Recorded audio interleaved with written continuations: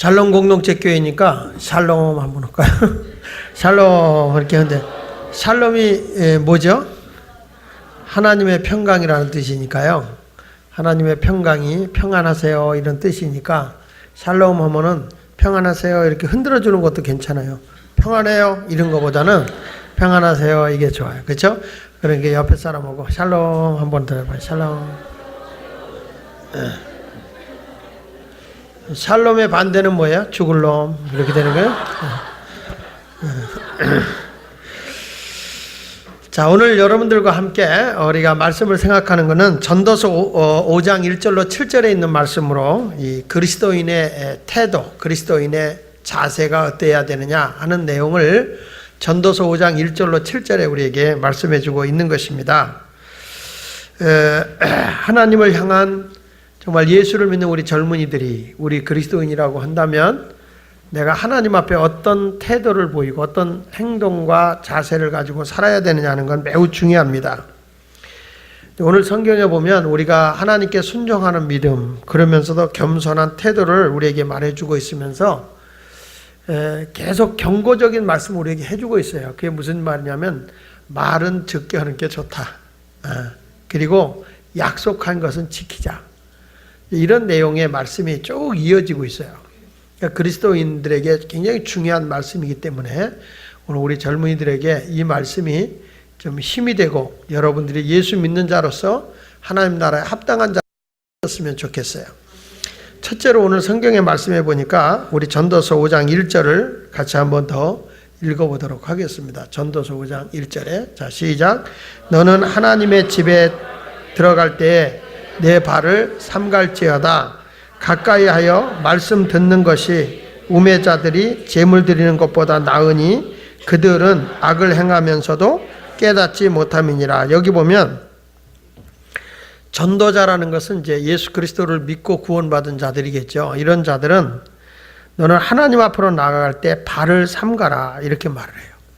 하나님 앞에 가는 사람들은 이게 하나님이 기뻐하지 않는 죄의 자리는 가지 말아야 된다는 거예요. 우린 자유야. 그리고 아무 데 가서 우리가 발을 담그지 말아야 할 때 발을 담그게 되면 안 된다는 거죠. 우리 그리스도인들은 가는 길이 곧아야 돼요. 갈지자로 이리 갈까 저리 갈까 차라리 돌아갈까 이렇게 가는 게 아니에요. 딱 가다 보면 여기는 죄악의 자리가 있어요. 쭉 가다 우리를 유혹하는 자리가 있어요. 근데 그런데 발을 담그면 안 되겠죠. 그러니까 너희 발을 삼가라. 그 다음에 뭐라고 하냐면은 가까이 하여 말씀을 듣는 것이 우매자들, 어리석은 자들이 제물 드리는 것보다 나은 거다. 그래서 우매자라는 것은 뭐 게으른 자라는 뜻도 있고요. 어리석은 자라는 뜻도 있어요. 이런 자들보다 너희가 하나님을 가까이 하면서 경건하게 하나님 말씀을 듣고 예배하는 것이 훨씬 낫다라고 말씀하고 있는 거죠. 그러니까 하나님이 왜 여러분을 이 땅에 출생시켰을까요? 왜 하나님이 나를 지었을까? 성경에 보면 여러분들이 뱃속에서 내가 태어나고서 태어나는 게 아니라 벌써 우리 하나님은 여러분들이 태어나기 전부터 하나님을 알았다고 그랬어요. 그래서 우리가 뱃속에서부터 나를 조성하시고 나를 만드신 분이 누구냐? 하나님이라는 거예요. 왜 하나님이 나를 만들었냐? 이유 없이 태어난 건 하나도 없고 다 사명이 있어요. 조약돌 하나도 사명이 있는 거예요. 다 사명이 있어요. 풀 한 포기도 나무도 다 산소를 만들어내는 사명이 있는 거예요. 꽃 한 송이도 여러분 얼마나 아름다움을 줍니까? 꽃이 여러분 시커먼 꽃 없잖아요. 꽃이 정말 징그럽게 생긴 꽃 없어요. 꽃을 보면 아름다워 이렇게 다 우리를 위해서 하나님이 만들어준 이 꽃들이 다 아름답고 향을 발하고 있어요. 이런 모든 것을 보면서 하나님께서 왜 여러분을 만들었을까? 어쩌면 그렇게 하나님께서 한 사람도 똑같은 사람이 없다는 거예요. 나훈아의 모창 가수 너훈아가 죽었어요. 그 너훈아가 죽었는데 뭐 생긴 것도 똑같이 하려고 그렇고 돌담길 뭐 이러면서 흉내를 내면서 했어도 너훈아는 너훈아고 나훈아는 나훈아예요. 또 어떤 사람은 또 모창하는 너훈아가 또 나훈아도 생겨서 나훈아 나훈아가 아니라 이제 나훈아 이렇게 생겼는데 걔는 걔고 나훈아는 나훈아야. 다 달라요. 근데 하나님께서 여러분 우리 모두가 다 달라요. 아무리 우리가 턱을 깎아도요. V자로 했어도 너는 너고 나는 나야. 다 달라요. 아, 목사님, 나는요, 네모 이 사각형이 싫어요. 사각턱이 싫어요. 그래도 그냥 살아. 예, 그게 하나님이 오래 세월이 가다 보면 사각턱을 하나님이 살쪄서 둥글게 만들 수도 있고, 뭐 또 이렇게 좀 두툼했던 걸 또 솔직하게 해가지고 하나님 이렇게 만들 수도 있는 거예요. 그러니까 언제 어떤 모양으로 하나님이 자연스럽게 바꿔요. 세월이 가면서 바꿔지기 때문에 그냥 내 모습 이대로 사는 게 좋아. 여러분, 이 쌍꺼풀 수술하면은 좋긴 한데 이뻐서 이게 뭐냐면 얘기 들어보니까 쌍꺼풀 끝에가 위하고 연결이 돼 있대요. 그래가지고 이렇게 깜빡깜빡 할 때 위 소화가 잘 된다는 거야. 근데 이걸 신경을 끊어놓으면 그 다음부터는 아무리 깜빡깜빡해도 위는 위대로 놀고 눈은 눈대로 논다는 거예요. 그러니까 하나님이 오죽 잘 만들어 놨는데 우리가 이제 이걸 이쁘게 보이려고 쌍꺼풀 수술하는 거죠. 오죽하면 했겠어요. 뭐 그러니까 그건 뭐 이쁘게 보이고 싶어서 이렇게 하는 거니까 그건 괜찮아. 뭐 그것 때문에 또 열등감 갖지 말고 안 한 거보다는 한 게 조금 덜한 거예요. 건강상으로는 이쁘긴 한데 건강의 입장에서는 그러니까 하나를 희생하면 하나가 아름답게 나타나는 거예요. 그러니까 누가 쌍꺼풀에서 이쁘다 그러거든. 너 소화되긴 틀렸다 이렇게 인정하면 돼요. 근데 하나님이 나를 만드신 거 이사야서 43장 21절에 보니까 이렇게 말씀하더라고요. 자, 같이 읽어봐요. 시작. 이 백성은 내가 나를 위하여 지었나니 나를 찬송하게 하려 함이니라. 이 백성은 내가 나를 위해 지었나니 나를 찬송하게 하려고 지었다. 그러니까 여러분들이 앉아갖고 하나님이 여러분들에게 찬송받기를 원하거든요. 근데 딱 앉아갖고 여기서 앞에서는 막 우리 찬양팀들이 찬양팀이 막 열심히 차는데 너는 떠들어라 까짓까 나는 입 다물고 있다 이러지 말라는 거죠. 밥 먹을 때만 입 열라고 주는 건 아니거든요. 찬양으로 하나님께 영광을 돌리는 거죠. 그러니까 구원받은 백성의 가치가 하나님을 예배하는 거예요. 그래서 예수님도 요한복음 4장 23절에 이렇게 말씀해 아버지께 참되게 예배하는 자들은 영과 진리로 예배할 때가 오나니 곧 이때라. 아버지께서는 자기에게 이렇게 예배하는 자들을 찾으신다. 어떻게? 영과 진리로. 내 영이 살아있고 하나님의 진리 안에서 예배하는 자를 하나님이 찾고 있는 거거든요. 여러분, 예배는 생명의 통로입니다. 내가 사는 길입니다. 아무리 바빠도 예배는 절대 우리가 실패하면 안 됩니다. 그러니까 내 발을 삼가라 그랬잖아요. 내가 어디 급한 일에서 가고 싶어도 안 가야 돼요. 예배는 완전히 하나님이 나를 부르시는 거예요. 생사를 주관하시는 하나님 앞에. 그 하나님 앞에 오면 내 생명의 통로가 열려 있고 또 이 예배를 통해서 우리가 병든 몸도 또 회복이 되기도 하고요. 하나님의 지혜와 총명함을 얻기도 해요. 그래서 예배를 통해서 우리 자신들이 내 사명이 뭐지? 내 본분이 뭐지? 이런 것까지도 깨닫게 되는 거기 때문에 우리 모두 예배를 위해서 내가 시간도 드리고 내 몸도 드리고 내 정성도 드리는 헌신 있는 성도들이 우리 청년들이 됐으면 좋겠습니다. 할렐루야. 자, 그러면 우리가 여기 성경에 있는 말씀에 보니까 말씀을 듣는 것이 오늘 1절에 보니까 말씀을 듣는 것이 우매자들이 제물을 드리는 것보다 낫다. 그러니까 우리가 예배드려 여기 올 때는 시간 때우러 오는 게 아니에요. 우리가 하나님을 찬양했으면 뭐냐? 말씀을 귀담아 들으라는 거예요. 말씀을 듣는 것이 우매한 자들, 어리석은 사람들, 게으른 사람들이 제물을 드리는 것보다 훨씬 낫다는 거예요. 진심으로 예배할 때 말씀을 들어야 돼. 성경에 사무엘 선지자가 기도하다가 하나님의 음성을 듣잖아요. 하나님의 음성을 듣는데 엘리 제사장이 부른 줄 알아요. 그래서 엘리 제사장한테 가서 지금으로 말하면 목사님이잖아요. 목사님 부르셨어요? 그랬더니 아니야, 잠꼬대 하지 말고 자 그랬어요. 그래서 사무엘이 또 잘라고 그러는데 사무엘아 또 들려. 또 부르시나? 그래가지고 목사님 나 부르셨어요?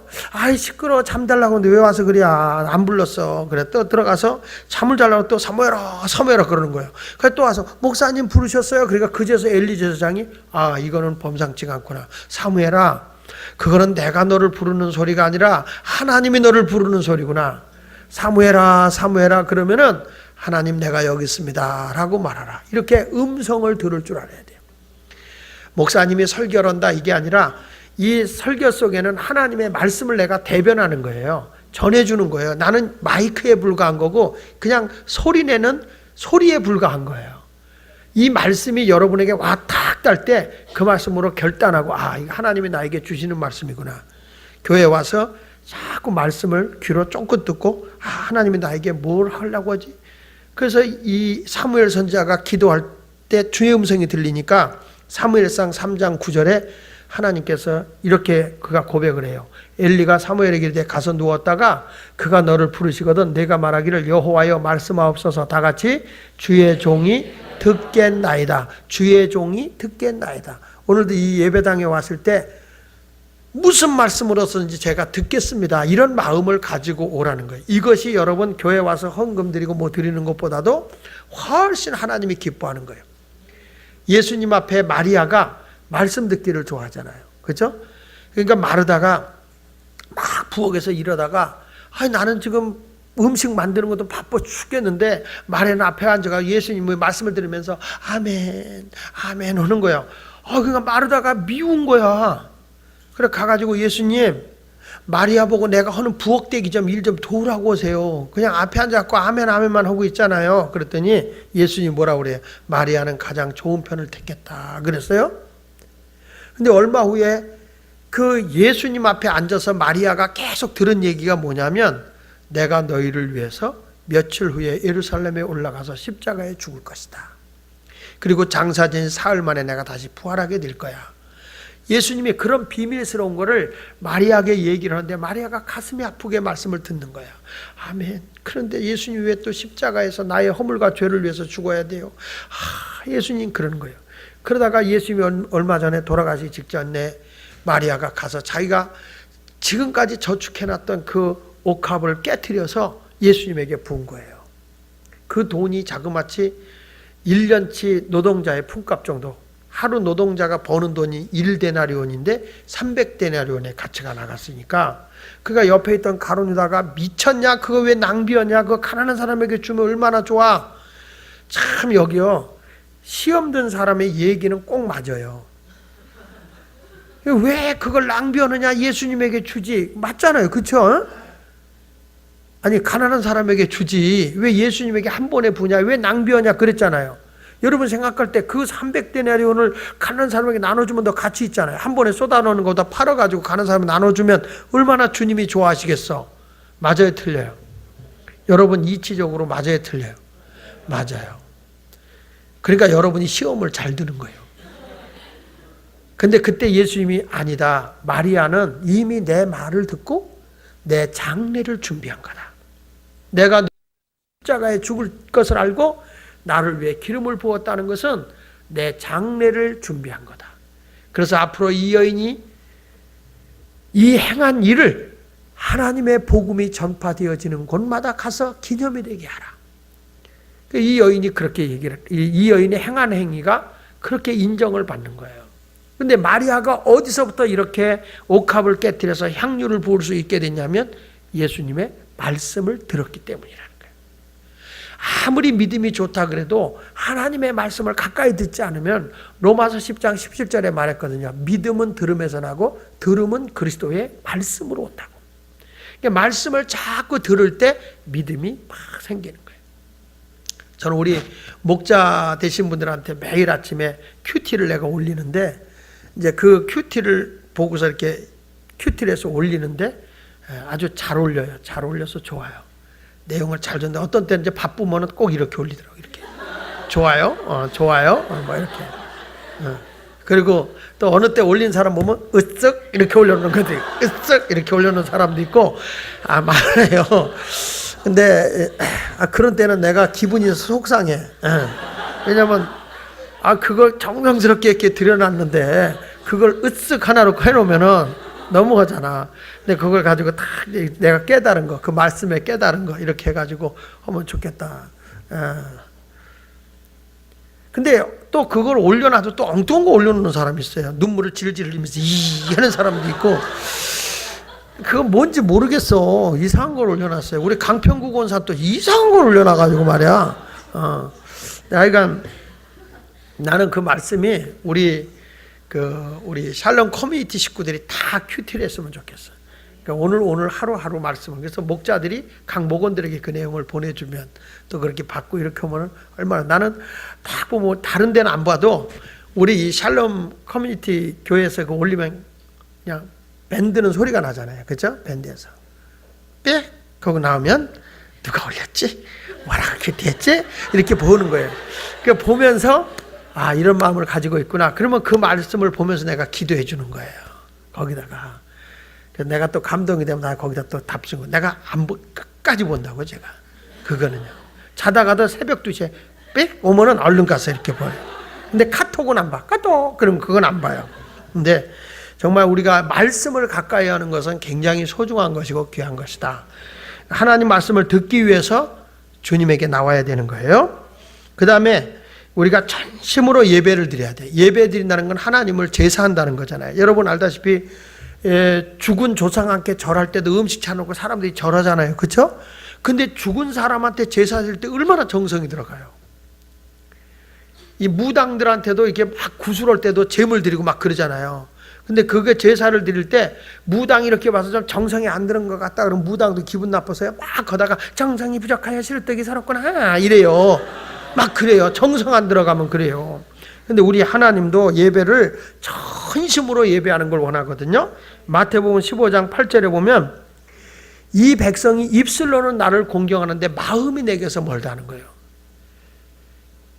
여러분 마음에서부터 우러나야 그게 진짜 아니에요? 자기야 나 너 좋아. 그게 입술로만 좋아하면 좋아하겠어? 마음에서 좋아가지고 나는 자기가 좋아. 마음에서 진심으로 좋아. 이래야 이렇게 진짜 좋은 거예요. 좋아. 여러분 좋아하는 거고 사랑하는 거고는 달라. 그렇죠? 고양이가 쥐를 좋아하는 거예요? 사랑하는 거예요? 그건 좋아하는 거예요. 좋아하는 거는 잡아서 먹을 수도 있는 거예요. 이거는. 사랑이라는 건 희생할 수 있는 거지만 사랑한다는 것과 좋아한다는 것은 전혀 다른 거예요.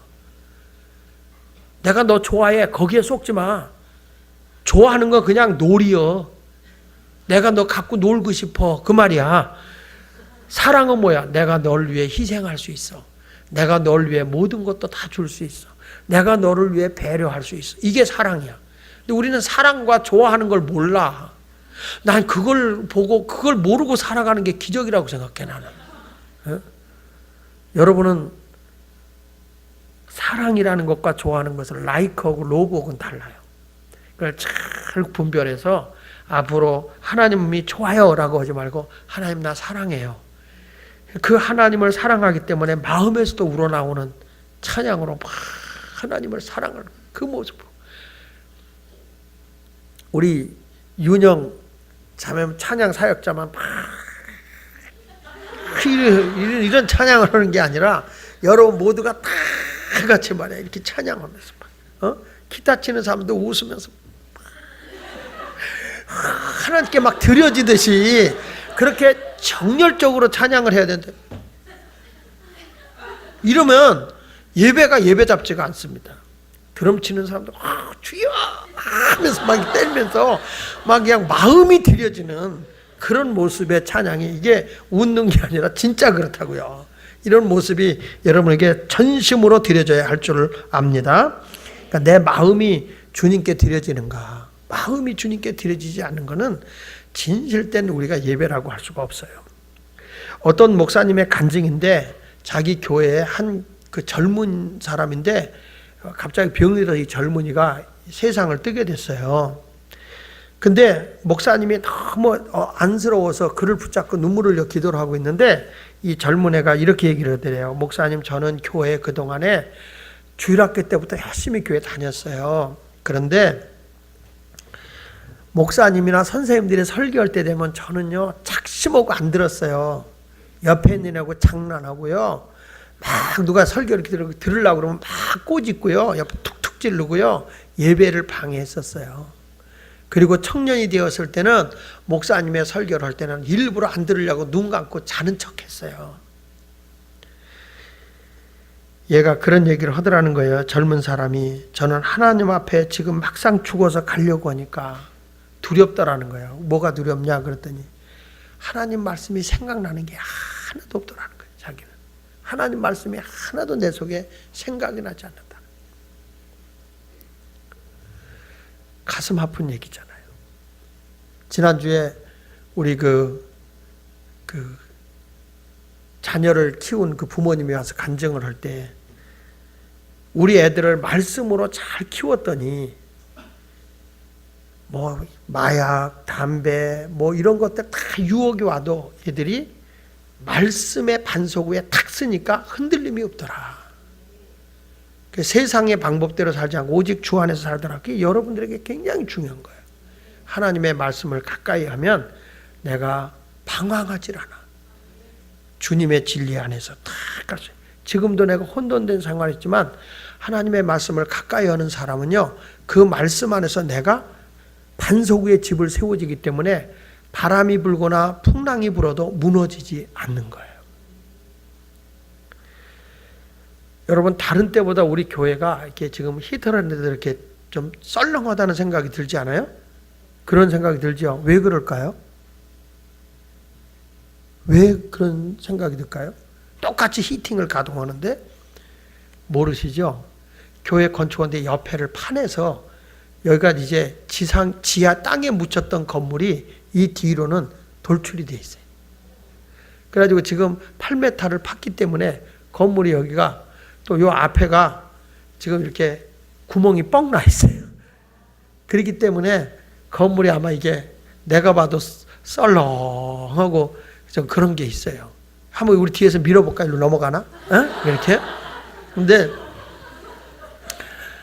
우리가 보면 이 교회가 딱 이렇게 이 땅 속에 있는데도 기초가 저기 파는 데 보니까 깊이 파가지고 우리 기초보다 더 팠어요. 저쪽은.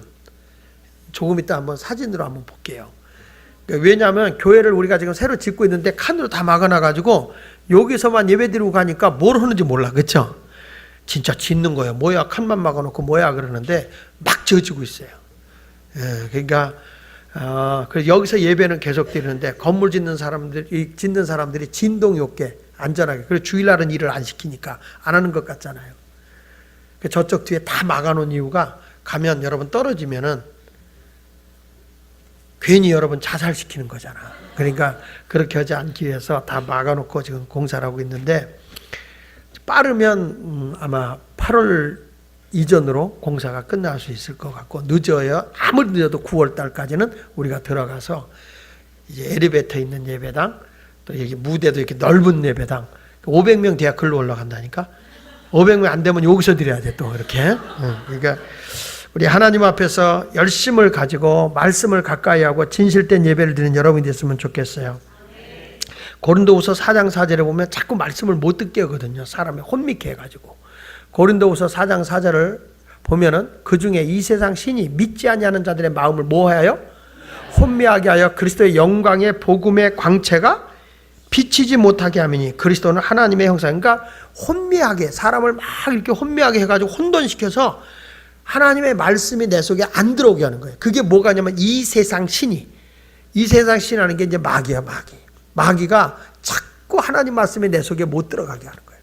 그러니까 내가 혼미하게 되니까 믿음을 못 갖는 거죠. 사도행전 10장 44절에 베드로는 이렇게 말합니다. 베드로가 이 말할 때 성령이 말씀 듣는 모든 사람에게 내려왔다. 그래서 주일날 와서 우리가 예배를 진심으로 드리고 하나님의 말씀을 이렇게 귀담아 들을 때 여러분들에게는 성령의 충만함이 임하게 될 줄 믿습니다. 여러분 그렇잖아요. 어떤 사람이 막 이렇게 솔깃한 얘기를 하면 거기에 내가 이렇게 함몰되잖아요. 정복당해 버리잖아요. 그리고 뭐 말에 유혹을 받는다 그래요. 말에. 내가 그 말에 속았어 이런 말 하잖아요. 근데 우리가 하나님의 말씀을 막 듣다 보면 이게 세상 말에 욕심으로 유혹을 당할 수 있지만은 하나님의 말씀은 성령으로 나를 싹 사로잡아 버린다는 거예요. 그래서 예배 드릴 때 여러분들이 말씀을 귀담아 듣는 그런 예배가 있어야 된다 하는 것을 말씀하고 있는 것입니다. 그래서 첫째로 우리는 예배를 드릴 때 예배의 태도가 바로 되어서 말씀 듣는 일에 관심을 가지시길 주의 이름으로 축복을 합니다. 두 번째 가서는 이렇게 말하네요. 7절을 같이 읽어볼게요. 7절 전도서 5장 7절 시작. 말이 많아도 그러하니 하나님을 경외하라 하는 말이 있어요. 하나님을 경외하라. 이 말은 경외라고 하는 말은 공경할 경자 두려울 외자라는 거예요. 이건 뭐냐면 너무 존경하는 사람을 만나면 괜히 떨린다? 여러분은 존경하는 사람이 있어서 떨린 법이 없나 보죠? 내가 누구에게 아주 귀한 사람 보러 가게 되면 괜히 떨려. 그래서 목사님 그 중고등학교 때인가요? 그때 그 노래가 찬송가가 있어요. 왜 그런지 가슴이 두근거려요. 그녀만 보면 이런 노래가 찬송가가 있었어요. 찬송가가.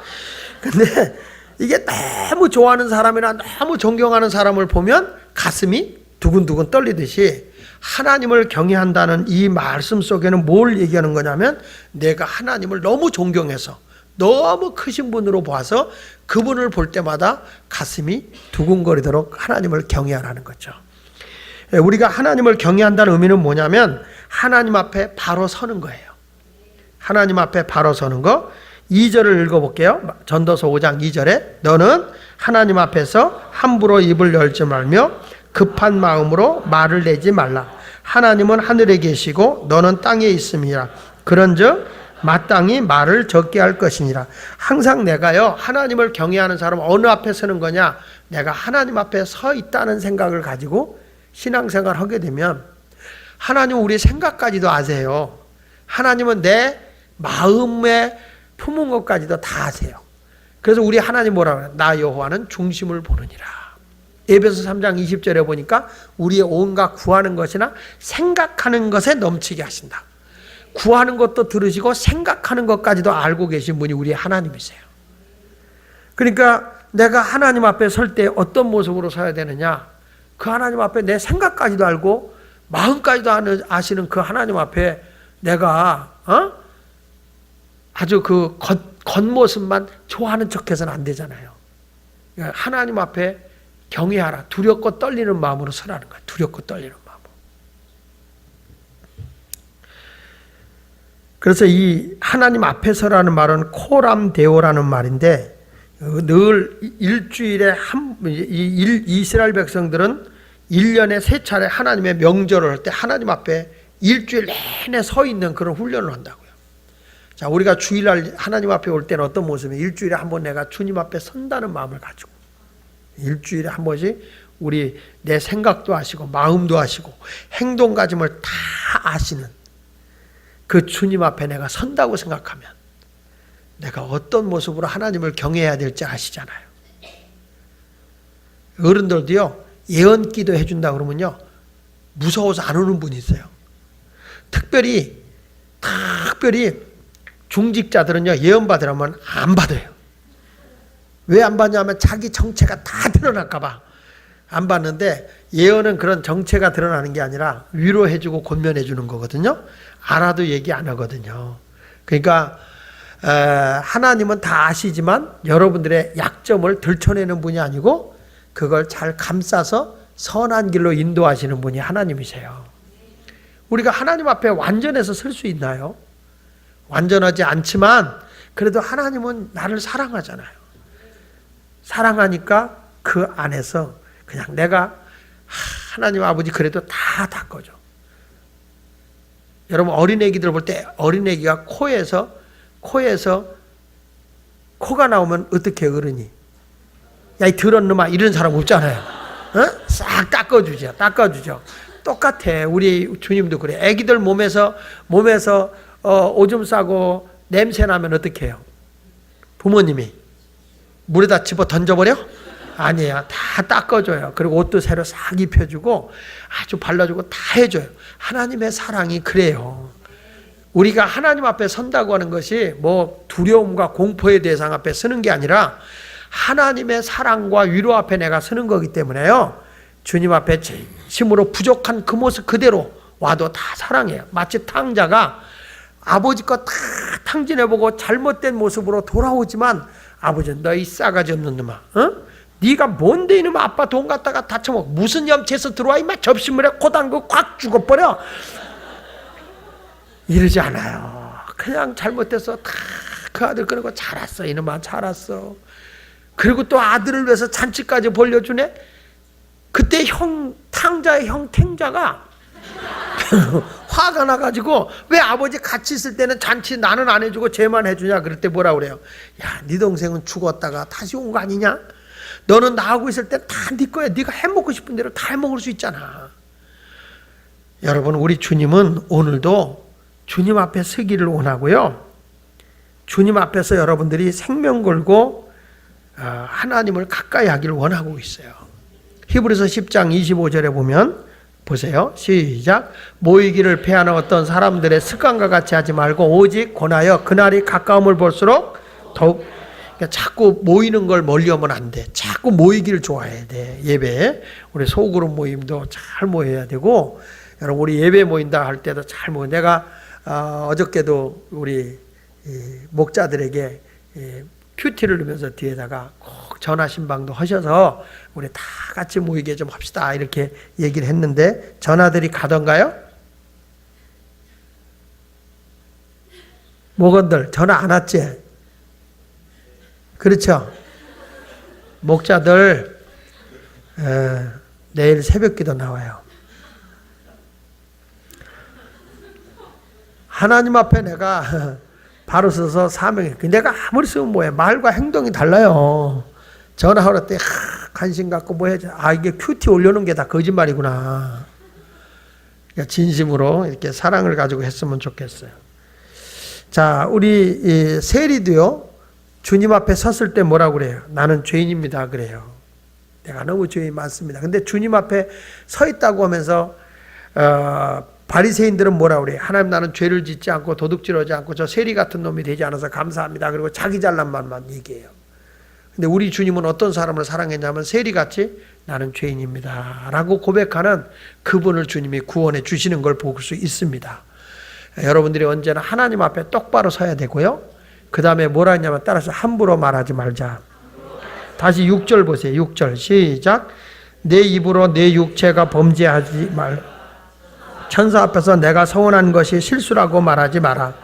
어찌 하나님께 내 목소리로 말미암아 진노하사 내 손으로 한 것을 멸하시게 하느냐. 그러니까 기도할 때 막 함부로 기도하는 분 있어요. 하나님, 나 이번에 이거 해주면요 내 눈 하나 바칠게요. 막 이런 사람들. 안 되는 거예요. 그건 안 되는 거예요. 함부로 서원하면 안 돼요. 뭐 어떤 분은 그러다 하나님, 나 이제 이번에 응답하면 나 시집도 안 가고요. 막 열심히 가. 그렇게 함부로 막 그냥 감정으로 흥분이 돼서 얘기하면 안 되고요. 차분하게, 냉철하게 이렇게 하라는 거예요. 여러분, 이게 기도할 때도 함부로 말하면 안 됩니다. 야고보서 1장 19절에 그래서 이렇게 말하는 거예요. 내 사랑하는 형제들아, 너희가 알지니 사람마다 듣기는 속히 하고 말하기는 더디하라. 성내기도 더디하라. 그러니까 여러분, 누가 말하면 빨리 말하고 싶잖아. 그렇죠? 우리 예수 믿는 사람은 말쟁이잖아요.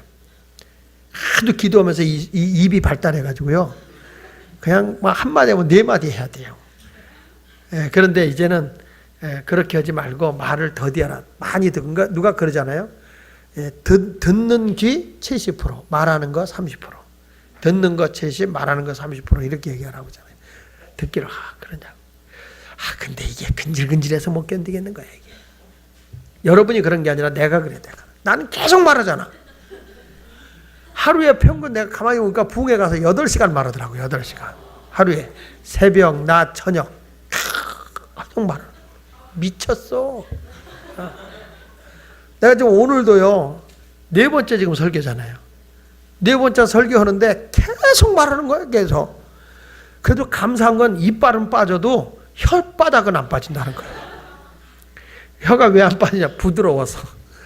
근데 성경은 말하는 거예요. 여러분, 누구랑 대화할 때 듣기는 많이 하지만 말하기는 더디하라. 또 성내기도 더디하라.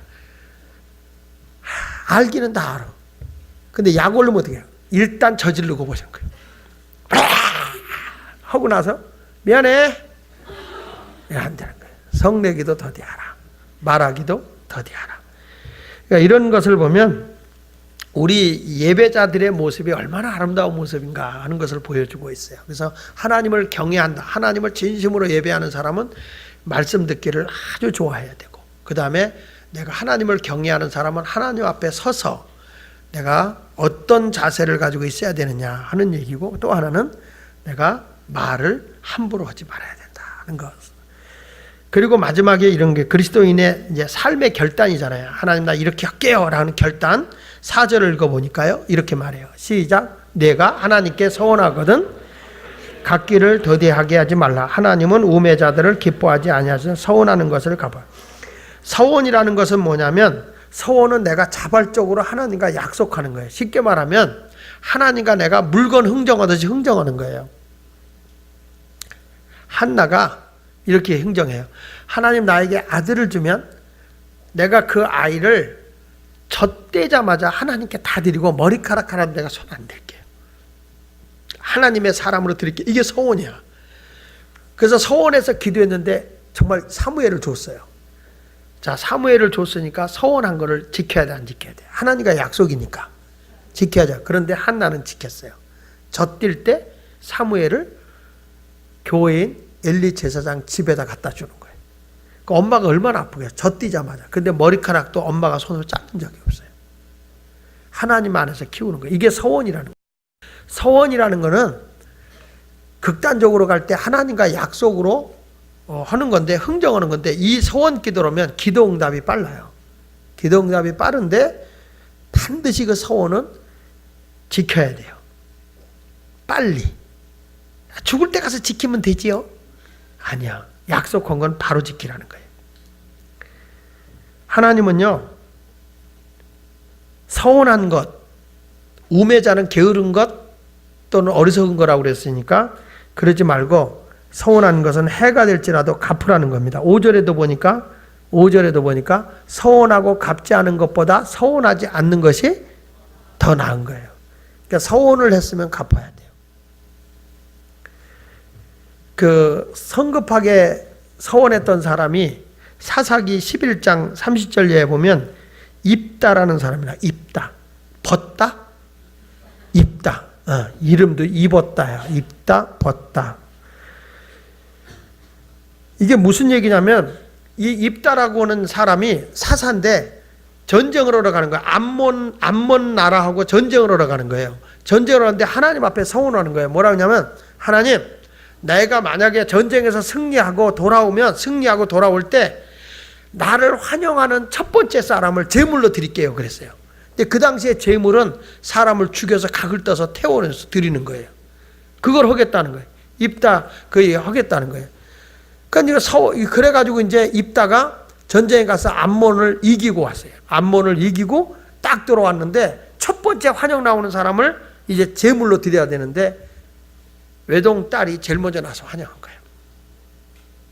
입다의 딸이. 그러니까 아버지가 얼마나 가슴이 아파요. 그래서 입다를 죽여서 태워서 드려요. 입다의 딸을. 입다가 딸을 알아서 듣지 뭘 이런 표정을. 여기 보세요. 그가 서운한 거 보세요. 사사기 11장 30절에 31절에 보면 그가 여호와께 서운하여 이르되 주께서 과연 암몬 자손을 내 손에 넘겨주시면 내가 암몬 자손에게 평안히 돌아올 때 누구든지 내 집 문에서 나와서 나를 영접하는 그는 여호와께 돌릴 것이니 내가 그를 번제물로 태워서 드린 게 번제물이잖아요. 번제물로 드리겠나이다 라고 했는데 그게 바로 그 딸이었다는 거예요. 그러니까 서원은 반드시 지켜야 되기 때문에 함부로 서원하지 말았으면 좋겠어요. 했으면 지켜야 돼요. 하나님 나 그 힘만 주면 하나님 이렇게 살겠습니다. 이것도 서원이야. 그러면 그런 걸 지켜야지. 근데 지금 잘 그 의가 안 나타나잖아. 이때는 서원 기도하는 게 좋아. 이때는 신명기 23장 21절에 이렇게 말해요. 자 보세요. 시작. 내 하나님 여호와께 서원하거든 갚기를 더디하지 말라. 내 하나님 여호와께서 반드시 그것을 내게 요구하시라. 더디면 그것이 내가 뭐가 돼? 죄요. 그게 서원한 거야. 그러니까 여러분 서원하고 잘못한 것에서 죄를 보면서 불행했던 사람이 누구냐면 아나니아하고 삽비라예요. 갑자기 은혜 받고 지가 스스로 약속하는 거예요. 하나님, 내가 내 재산의 전부를 하나님께 드릴게요. 이런 거예요. 왜 쓸데없이 그걸 드리냐고. 그리고 막상 드리려고 하니까 아까운 거예요. 아까운 거예요. 그래서 절반은 드리고 절반 안 드렸어요. 그리고 다 드렸다고 거짓말했잖아요. 그때 성령이 충만한 베드로가 이런 말씀해. 네가 가지고 있을 때는 네 것이 아니더냐. 근데 네가 서원을 하고 약속을 했기 때문에 하나님의 것을 네가 드리지 않냐고 하나님 성령을 속였기 때문에 너는 하나님의 심판을 받을 거다. 그래서 그 자리에서 둘이 즉사해서 죽는 거예요. 그러니까 나는 여러분에게 말 그냥 평범하게 예수 믿는 것도 괜찮아. 근데 꼭 하나님하고 약속하고 싶다. 서원하고 싶다. 꼭 결단해야 될 때는 그때는 서원하는 거예요. 아멘. 이번에 우리 안희성 집사가 암으로 다 죽어가게 됐을 때 가서 기도했죠.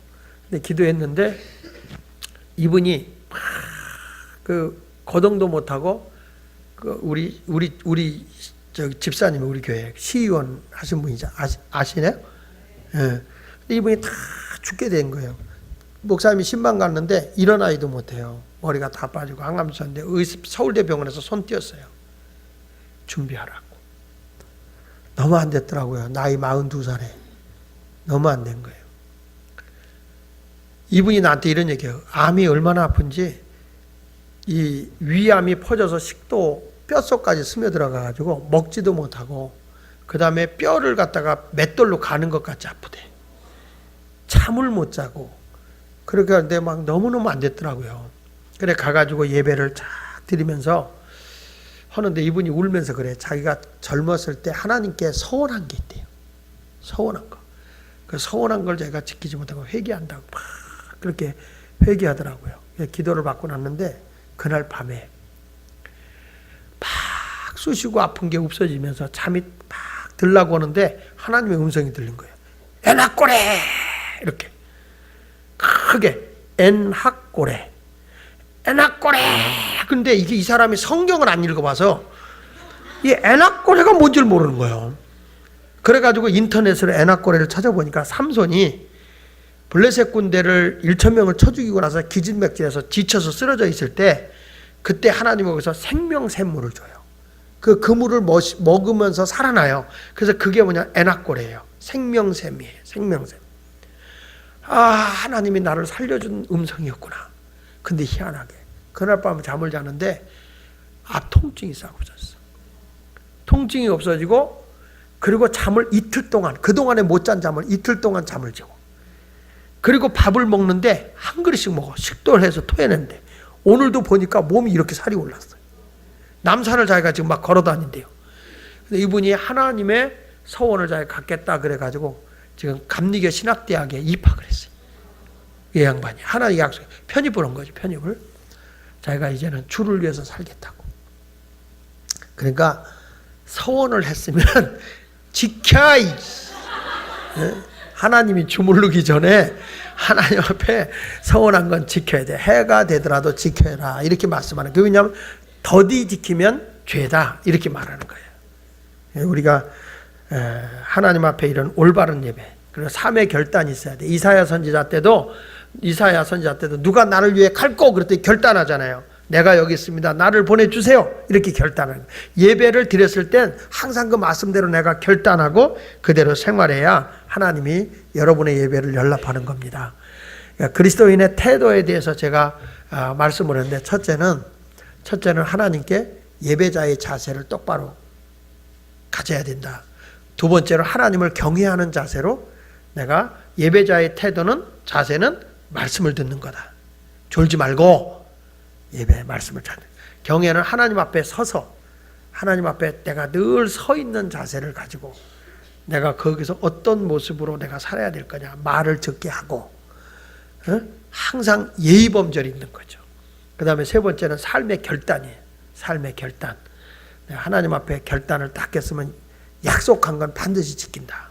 서원하는 것은 해가 될지라도 내가 지킨다. 그리고 예배를 드릴 때는 항상 말씀대로 결단하겠다는 그런 자세가 꼭 이루어져야 되는 겁니다. 우리 살롬 우리 청년 예배 후에 하나님이 함께 하셔서 그리스도인의 아름다운 예배가 되기를 축복합니다. 우리 함께 결단의 찬양 우리 함께 들려보도록 하겠습니다.